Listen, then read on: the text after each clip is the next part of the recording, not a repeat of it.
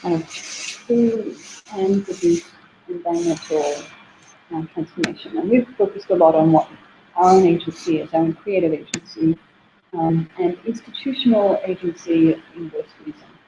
Thomas's work currently with the consultancy is looking a lot at working with those big beasts we call corporations.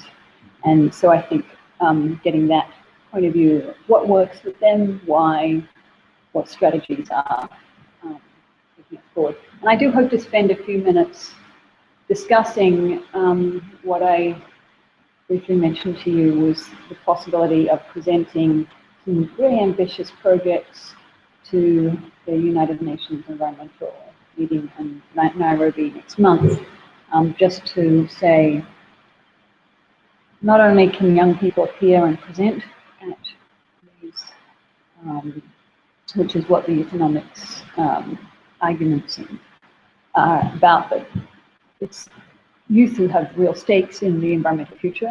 You know, frankly, people my age and above are, we don't have that long, and it's not going to impact us that much. So the strong voices in environmental transformation need to come from the young, which means revising a political process that's oriented towards the old, right? But then this idea that Bogota and Beijing and have got no shortage of ideas for transformation, but making them the transformations that we, equipping young students with powerful transformative plans that are not only viable but discontinuous, so that they can champion the things they recognize as really valuable, as opposed to divesting from investments in coal-fired power plants, which are obvious and I hope we'll get there, but don't really take advantage of their creative agency and possibilities, and real fire in the belly that I don't like to say the young, that I think we all have, but that I think as young students you are uniquely ambassadors for a brighter and diverse and delicious and healthy future, because you've got so much at stake. So that's sort of the two things I'd like you to cover. So take away. All right. So maybe let me start with saying where I stand today, and then I think it is probably interesting in the place where you are when you're figuring a lot out about your life and your choices of subjects and so on, to maybe hear what one career path can look like. Because while many are interested in, I know Natalie doesn't love the word sustainability. I have a conflicted relationship with the word myself, but I use it because it simplifies some discussions. So many people care about it, but find it hard to pursue a career towards it. So I can tell you a little bit about my background and how I pursued a career that continues to work with that. And then maybe I can add a couple of points about this coming together of natural environment and arts into what I see with our business today. So I am Norwegian. I am 30 years old. I spent many years in Italy, and I'm now working in a very international young team of many engineers. I take part in leading it's a sustainability consulting firm with almost 20 people. And this group was founded almost 10 years ago by French rocket scientists. So what we do is work with large corporations and real estate specific firms to advance their businesses with sustainability, to make sustainability work for them. Some people feel they have to work for sustainability, so the firm doesn't want to engage in it because it's something additional. But we want sustainability to be something that brings the business. So, how do you do that? What is sustainability? Well, it's many things, and there are many different companies, just like organizations. So, the first thing that we like to do is, if possible, engage early with the company at a very high strategic level. Try and identify where their goals are going, and then identify what sustainability means to them. So if possible, we'll do an analysis of the company, understand what the trigger points are for its social, environmental, and financial sustainability. And you'll find some vulnerabilities and you'll find some strengths. And then you will play along those, match it with a strategy backed by science and technology that can then address it. So now I'm speaking very general terms. So what fits under that broader umbrella? Well, there are some more specific buckets of services. The one that we've been addressing most regards buildings, physical assets, and most of all regards their environmental impact, and without very much their energy consumption. That's also what a lot of people in New York, for example, in businesses think about today, is that they think about buildings and when they need to think about energy efficiency. And that's something that we provide too, but what we try to do is bridge the gap between strategic decision makers, so the guys who are making the big decisions and choosing the whole direction of the company, and bridge them with the technical experts. Recognizing that technical experts are very good with details, but often don't like to, or aren't as comfortable in connecting that with the big questions. Sometimes they find the big questions to be fluffy, or it's just too much to handle the detail and the big at the same time. The guys working with the big picture often don't ground their decisions enough in the science and the technology. So here's a gap, and that's why our company exists. Does that make sense to you guys? So making strategies more technological and scientific, and making science and technology more strategic. So let me bring a couple of examples, the most exciting ones. We're still pretty young, pretty small firm, but we have a couple of very big references that I like to bring out. And one is Biogen. Have you heard of Biogen? So it's a leading biotech firm. There's Biogen IB. You can look them up. Very, very cutting edge biotech firm. Because they're in such a competitive sector, the talent that they can bring into their organization is probably the main determinant of their success. If they can't get young, talented people to join and stay in the company, they're going to lose out. So how do you bring young, talented people to the company if they can choose between all the competitors as well as Biogen? Well, Biogen said, we want to be a better company, but in all ways. So we want to be a more sustainable company. And so a more sustainable company was a big question to them as well. What does that mean? So they engaged with us. We did an entire analysis of them, and then identified that they wanted to climb sustainability rankings until they were recognized as a leader. So from 2009 until 2015, we worked with them, and last year they were ranked the world's most sustainable corporation by some significant ranking. And so that's a pretty exciting example. Now, let's just take one specific decision we helped them make under that, just so that we can get a sense of, okay, how can you bring together environmental, social, and financial sustainability? It sounds all very well, but how about in practice? So in California, they had a production plant that required a lot of water. And part of our overall assessment of their vulnerabilities and strengths and what sustainability meant to them, identified that may be smart to move this back away from California because there was a strong vulnerability towards water. The water systems were depleted and there was a possible even stronger drought on its way. And so they listened to our advice, moved the plant a couple of years later, drought in California.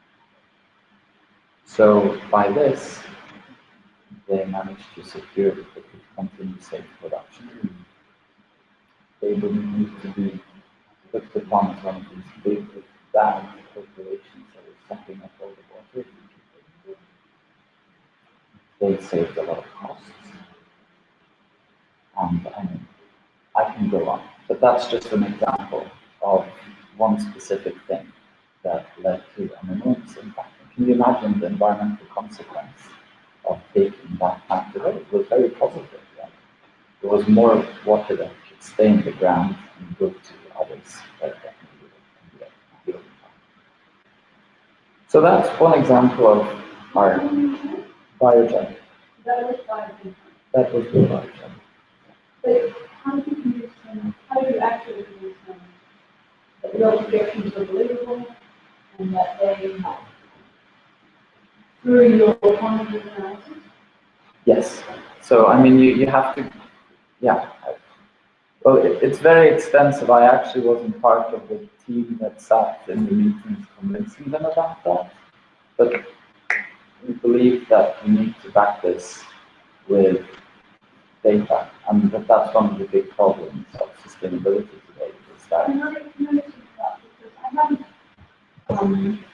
thought, is it what mentioned earlier about life cycle analysis that I have to remember? But this is a quantitative process of being able to actually analyze, break down and analyze every step in the whole life cycle of a product.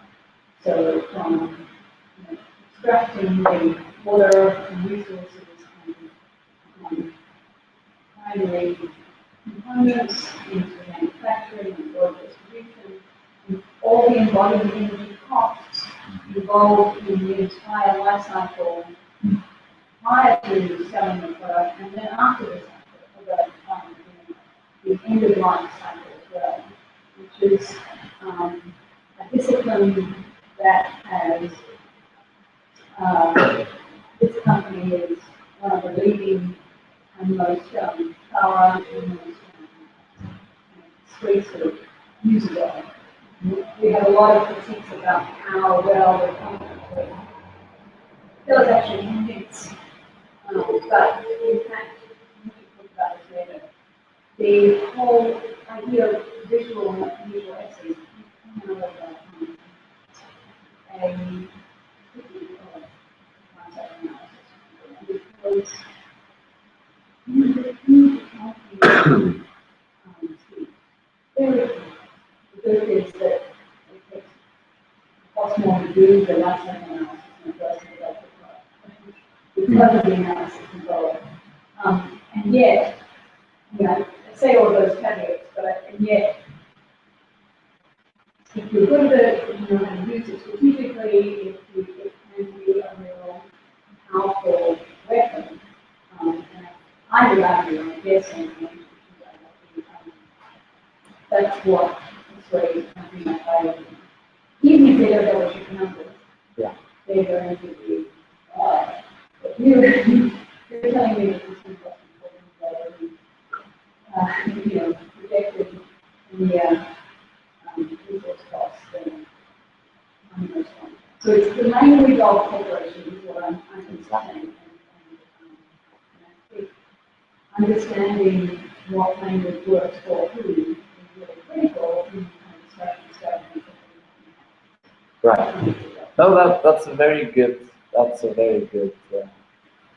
added description to this, because that's exactly that's the way we work around this. And you're right, in many cases, again, life cycle analysis is just seen as like this extensive analysis that costs a lot. But it's always important to focus on the benefit of this. It's not just a weight change to a leg. This is something that is very strategic. It will tell you a lot about the entire life cycle of your product. And will point out many things that you can leverage, like, for example, in this case, media. So that's a little bit about what we do with corporations. Right now, we're wearing the hat of the sustainability manager of Lenovo's. We're the sustainability manager of Lenovo, the computer manufacturing companies globally.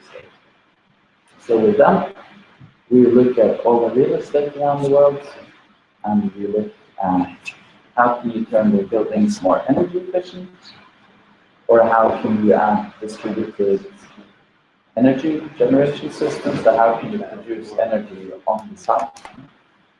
And then I wanted to come into this, which is, and we look at how can you turn buildings better for their occupants. So how can you turn an office better for the people that are working in it? And how strategic isn't that? Because, so in New York right now, the real estate sector talks a lot about these numbers. They say that a knowledge company, so with office workers, people that sit a lot behind computers, which a lot of companies in the world today are.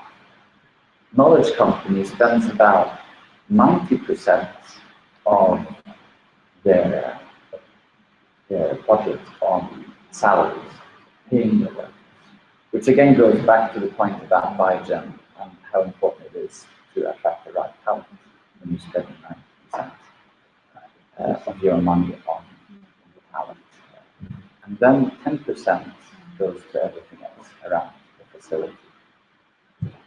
And so, and the facility costs, only a small part of that is, for example, energy.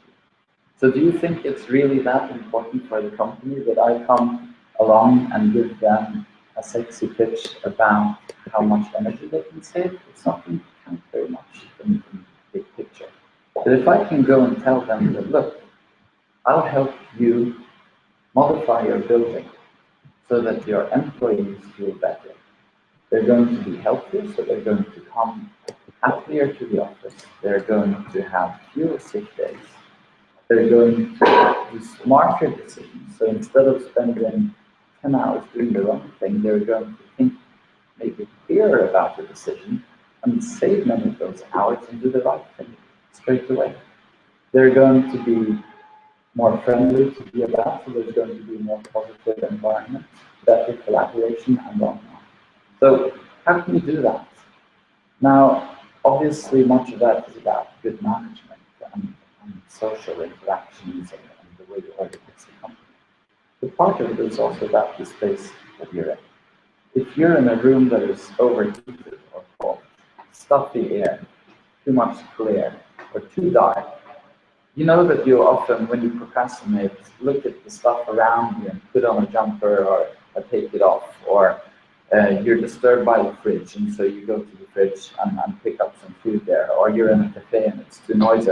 You know, there's always something that's disturbing you, for example. And so one of the interesting things we did with our biggest clients is survey the workspaces of 15,000 of their employees.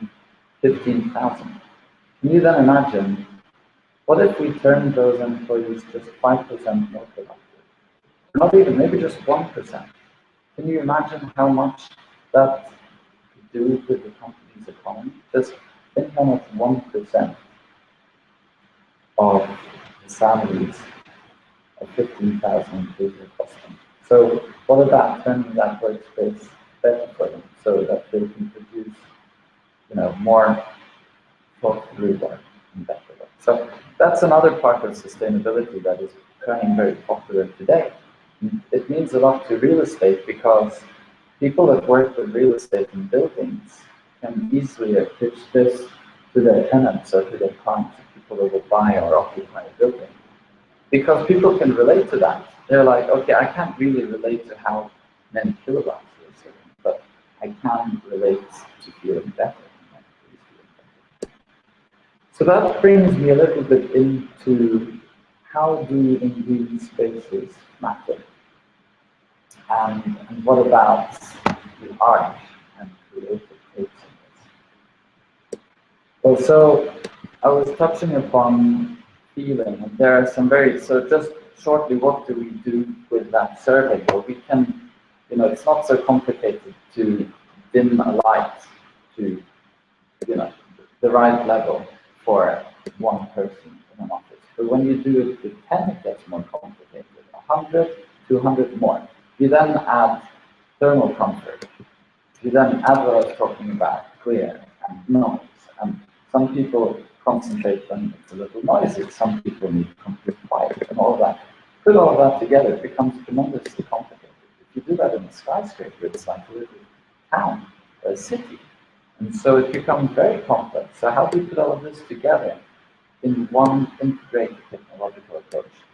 That's where some firm like ours can bring a lot of value, because we'll save decision makers headaches about figuring all this out, and we'll try and deliver an optimal solution. Now, there's a standard called WELL, which is becoming more popular today. And I thought that was an interesting one to bring up when talking about the natural environment. Now, how many of you are familiar with what LEED is, a LEED building? Have you heard about that before? So LEED is a certification that talks about particularly the environmental and energy performance of the building. However, today, there's a new standard which is being talked a lot about. Many are sitting on the fence waiting to see if it's going to be as popular as LEED. LEED is very popular, people know it, but it has lots of flaws. And one of the flaws is that it doesn't talk about how good it is for the health of the occupants of the building. It partly relates to it, but not fully. So I just wanted to pull out my phone so that I can make sure I mention all the points that LEED covers, because there are quite a few.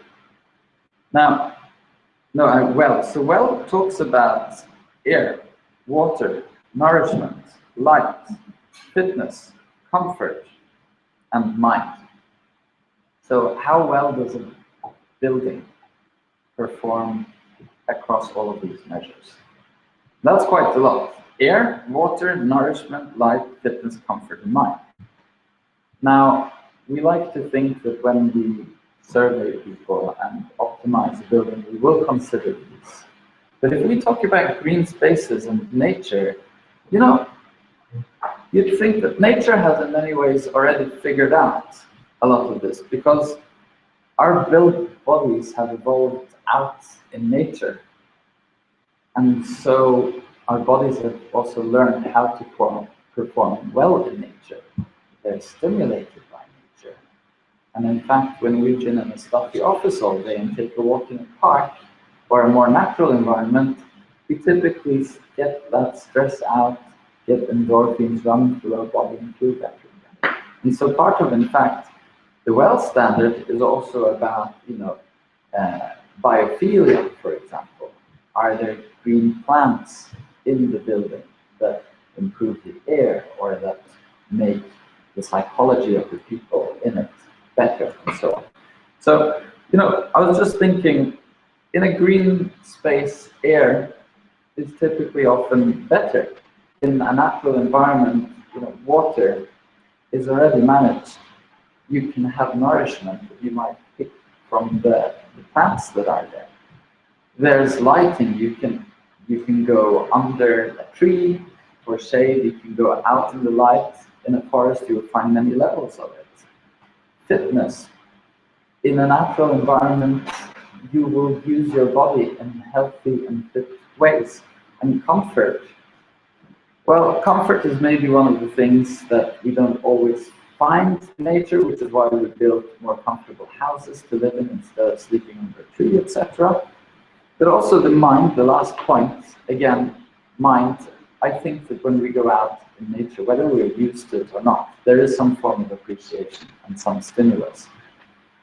So I'd like to, I don't work a lot with the approach that Natalie has directly to what we're doing, but I'm very intrigued by it, and I think it's important. And I just thought it was funny to bring up this very popular standard that is emerging. We'll see if it breaks through or not, but I think the underlying points of it are very valid.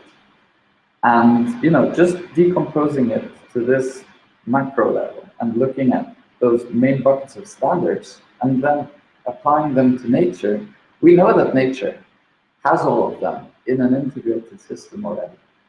And so probably what we will see is, or could see at least, is using those natural systems, learning from them, integrating them into the built environment.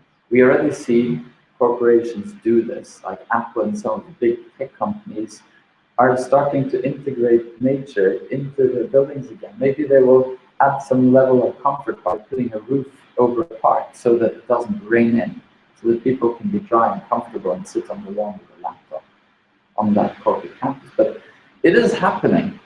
And I think the people that work with this today, like you guys, can take part in influencing that and making it real. So that's just a little, and I'm conscious of your time, so I did want to kind of get you thinking about some questions then, because this orientation towards corporate design and is,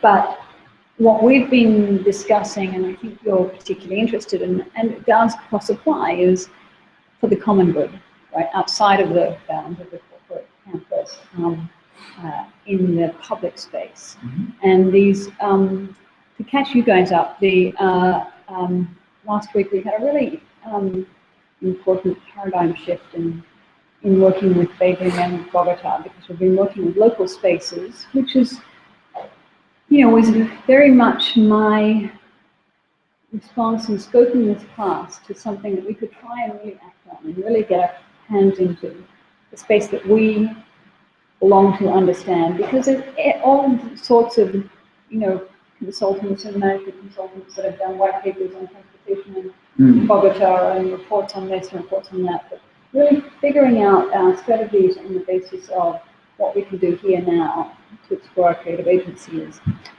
what I was hoping in this class. However, it's acting on a shared public space is extremely difficult. I think the work the students have done exploring history and the future and the possibilities is interesting, but our capacity to actually get through to NYU or to any of the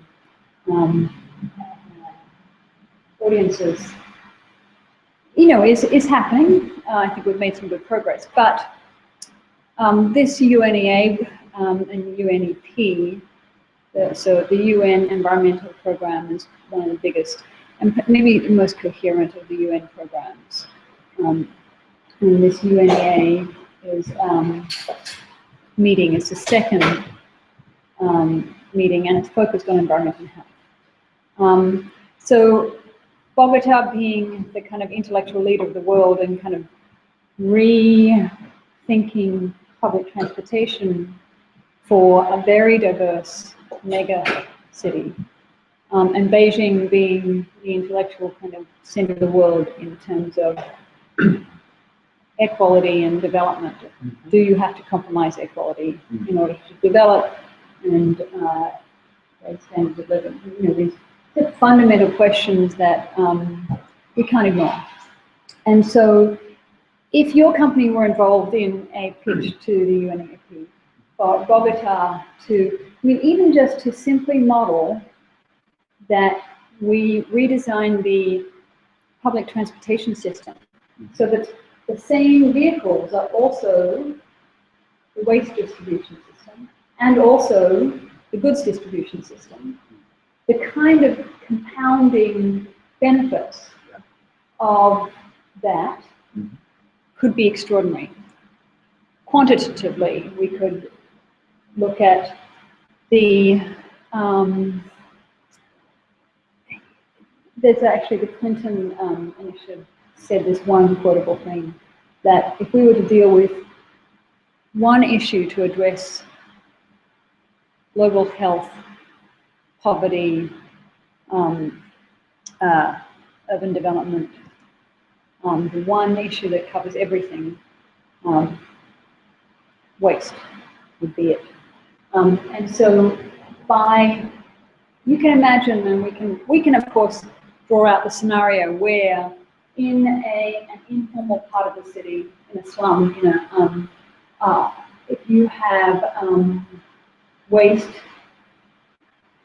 being distributed, the public bus thing comes along, there's a section for putting waste in.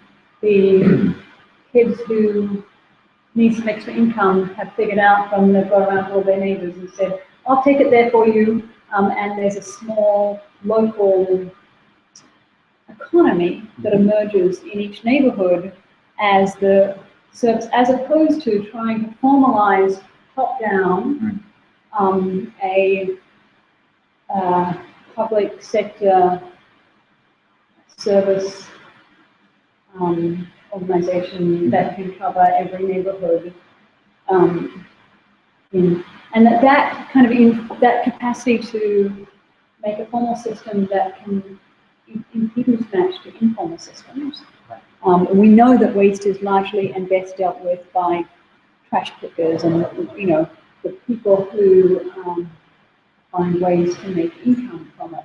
And so building on that, to legitimize that, to recognize that that is actually our most powerful and honorable, right? It's not actually the untouchables and embarrassing, but waste becomes a shared public,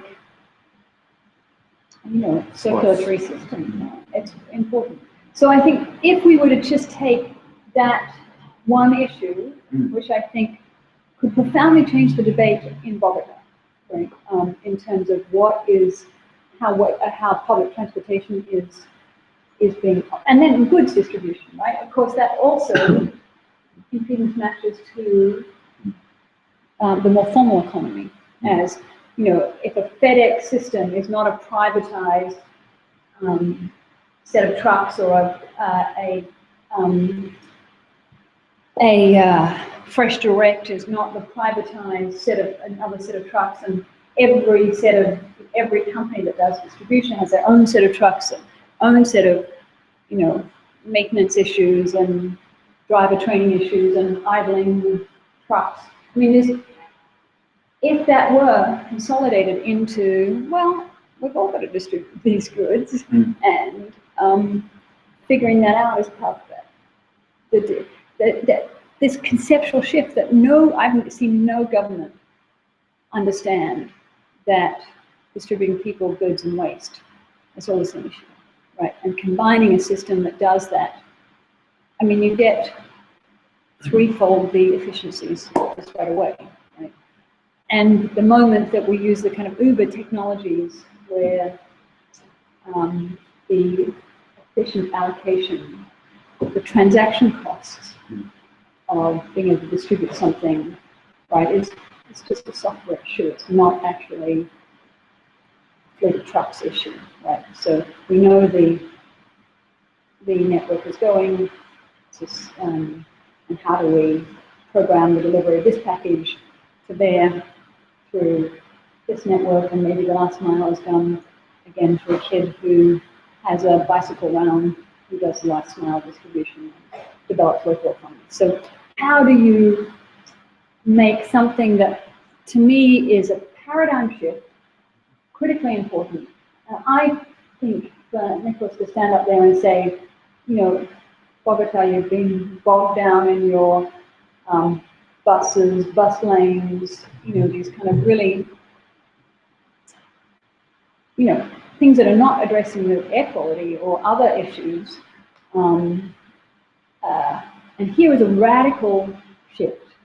Here is a young person saying, paradigm shift. How do we give that argument enough weight to really make the UN take it seriously, champion it, help make it happen? That's a more radical transformation. But we know systems are biased against novel transformations.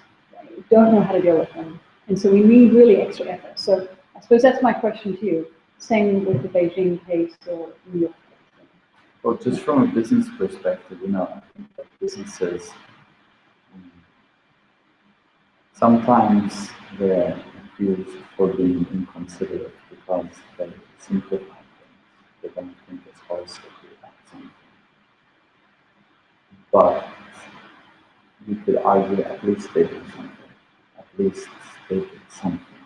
So, and that something was often made possible because businesses try and boil things down to what is it that really matters? What is the thing that is going to move this forward? You know, economy is just about incentives. Why do people do something? How, you know, when will I give my watch or my phone or something to you? It's when you give something in return. Maybe you just make me feel good, and maybe we're just friends. But like, it's an exchange of goods. So for the waste system in Bogota to fundamentally change, I would still encourage to try and simplify it to an example that works well, where it's clear what you give and what you get. Maybe there are 3 people involved, so no one gets or gives directly from each other, but they know that there are 3 people, they depend on each other, and if each 3 of those in that little system work together, then each of them are going to get something done. And people relate to that and can understand that, and that's why businesses often start with one product and then they become bigger and bigger. Now, one company that started with something very simple and understandable, which has the most advanced system I've seen probably of distributing a good and picking up the waste from it, is linked to Coca-Cola. Now, last year I worked a lot out in the middle of nowhere in Africa. I was doing a side stint working for a medical device startup that did anesthesia machines to support safe surgery in rural hospitals. So, when I was out in the middle of absolutely nowhere, I would still find Coca-Cola. I could still go into, it would almost be a tent, and they would still have Coca-Cola. But I wasn't allowed to drink my bottle if I didn't return it. So I was allowed to enjoy it. I could hang out around there. I could go for a little walk and sit under the tree, but please bring the bottle back. Why? Because Coca-Cola and their distributor out in that province of Zambia would bring it, but they would collect the bottles and reuse them. So maybe you want to call it waste, or maybe you want to call it a source for bottling. Maybe, it's a reusable container. But Coca-Cola, they started with one simple product. It was refreshing, people liked it, so they bought it. And it was so enjoyable that more and more people did it. And then they started expanding into other products, and more, and proliferated and became this huge corporation with a brand that people still associate positively with, more than negatively. There are many that will argue that it's a big bad corporation, but more people, I think, in the world appreciate it, which is why and how Coke has been able to exist. But for them, it's good business. They're driven by business, and it's good business for them to pick up the waste that they distribute in these places. In a modern urban environment like New York City, it's very different. But it's picking up, it's driven by interests. The company doesn't get much from picking up containers here, so they're not going to do it. So I would just give a little, spark of one provocation, which is how can you make it simple? How can you identify one little part of one little neighborhood, maybe, in Bogota, where you can test it first amongst some clearly defined players? See, this is, we'll jump in here because we don't have much more of this time. But this is where I have failed to come. Right? I do concrete, one little simple demonstrations, right? In the park where, it's a very concrete, very simple demonstration. What people fail to see is that strategy can generalize to every block in the city and infiltrate all stormwater and reduce the neurotoxic burden in the brains of every one of us. And so that it's the extrapolation from the small scale that if we continue to present just at a small scale, and not to, I mean, and this is the other thing is that Coca-Cola in Africa uses 3 liters of public water to make every liter of Coca-Cola. It has the incentives, yes, incredible profitability. The infrastructure that has been built to support the distribution of Coca-Cola is the same one that has supported the distribution of AIDS. It is the, you know, in so many ways, it is the horror story of development in a way that has, of course, not invited the Zambian community that you was into a global economy, but exploited them and, you know, damaged their health, made them dependent on other things. And, you know, West African cola, the cola nut, West African product, that was their, you know, their native, you know, party drink that was exploited into Coca-Cola, hence its namesake, and now refined and synthesized as a, you know, as a synthetic oil. So it's, I mean, like it's a horror story, so I think just what's important here, and that, you know, what you're saying is also true. And as I mentioned, you can point many bad things out of that Coca-Cola, but one fact remains that they were able to integrate themselves into a system by playing on what people wanted in one way or another, and taking the way. So it's like using that for the good. And I mean, that would have to be for another conversation. But the reason why I studied economy, was I was actually also considering international relations and architecture, and then I ended up with business and economy. It was just to understand how are decisions made. And after that, the big system took so long to change. I felt that although I could work with big economics, I said I want to work with small players. So I want to understand the business. And then I played around in different roles to understand how business is put together. And because I fundamentally believe that that's a strong driver. There are many other ways too. I believe, for example, documentaries and films evoke so much in us that can make you even change. It can change a career choice. And from there, you can go on and continue life in another direction. But I believe that for my own sake, there's so much to do by working on aligning the incentives for the right cause. And a lot of people will take the easy road. And they will say, I'm going to align these incentives for quick sales that aren't thoughtful, that aren't mindful for everything around. So, you know, just before you go, because I know you have to go, but you didn't convince Biogen by doing a small-scale demonstration of what it could be like to have a manufacturing plant elsewhere, right? You did it with some powerful numbers, some assumptions, and spoke the corporate language. Now, I would argue that Bogota mayor and politicians, although they, you know, they don't mind a mediagenic, oh, here's a happy little, you know, after school kids goods distribution network that's earning income and whatever, a nice little happy thing. They will better be convinced by the bullying from quantitative, you will divert 5,000 tons of you know, ultrafine particulate matter, therefore 400 hospitalizations, therefore 80 premature deaths, therefore, I mean, I think it's this life cycle analysis that has to double. But you talk a lot about bottom-up approaches, and I still think that businesses in general, because I'm representing one way of doing things, and I chose to take a lot of the business route, and it doesn't mean that we can't also have a fortunate situations where we can take part in a bigger picture. Like I'd love to engage with you on some of these bigger projects where we can add our knowledge and what we've learned working with businesses also in Well, this other is actually a settings. very specific But, question. having said that, Invitor. but you know, we're talking about someone who's a student.